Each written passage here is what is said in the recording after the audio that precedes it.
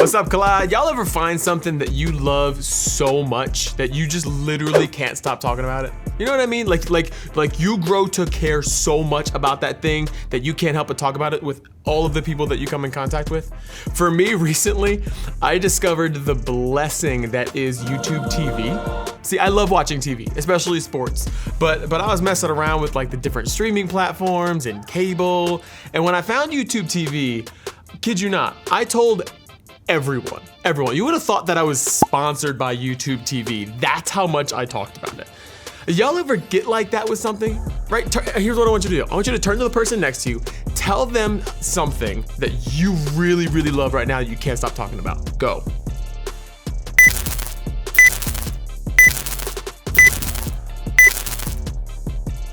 Well, here's the thing, Kalai. Here's what I know. I know that we love talking about the things that we're super into because we want other people to be into them too. And maybe your answer was something like Prime or Benson Boone or Target.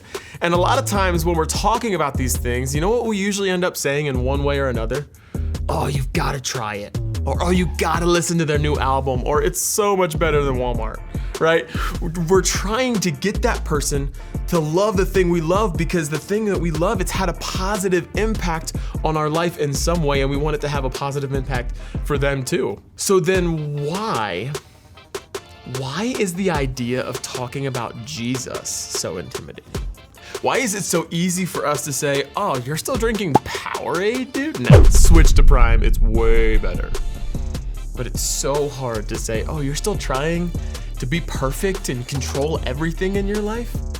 Nah, dude, Jesus was perfect for you. Switch to trusting him instead of yourself. Why is it so hard to talk about Jesus? Well, as I thought about it, I came up with a couple things. One, maybe we just don't know where to start. It's awkward, it's like, sin, no, that's it, right? Like we don't know the first thing to say, or maybe it just feels awkward. It feels maybe too heavy or like we're over spiritualizing something, or maybe we just aren't even completely sold on the whole Jesus thing for ourselves. You see, talking about Jesus can be hard, but it is so important because talking about God is one of the ways that we can connect to God, but it's also a way that we can help others connect to God. And this kind of leads us to the question then, like, so if talking about God is a big part of connecting with God, how do we make it part of our everyday faith, right? That's what we've been talking about the last couple of weeks. How do we do this every day? And to answer this question, I want to look at one of my favorite Bible verses. It's in Acts chapter 4, verse 13. I want you to open with me. And in this verse, we find two of Jesus's friends and followers named Peter and John. And they talked about Jesus a lot. And in this verse, we see one of the ways that it impacts the people around them. So Acts chapter 4, verse 13, here's what it says. The members of the council were amazed when they saw the boldness of Peter and John, for they could see that they were ordinary men with no special training in the scriptures. They also recognized them as men who had been with Jesus. And so the council was amazed at what? That Peter and John were super well spoken, that they knew all the theological terms, that they had all the answers. No, they were amazed at how bold these ordinary men spoke about Jesus. Yeah, I want to pause here because if you love studying and you feel passionate about studying scriptures and understanding them more, that is awesome. We still need people like you. However, Peter and John are the shining example that what matters most is that it is obvious to the people around us that we are people who have been with Jesus. When we follow Peter and John's example, we'll realize that we can talk about God every day. And that's great and all, but in the last like 2.5 minutes, it hasn't really gotten any less intimidating or less awkward or less heavy. And so where do we start? How do we do this? And I got a few places for us to start. One, we should start by being with Jesus. Just like Peter, just like John, the more time you spend with Jesus, hear me, Collide. The more time you spend with Jesus, the harder it will be for you to keep him to yourself. And then the other thing we can do is we can start by just talking about what has happened in our own life.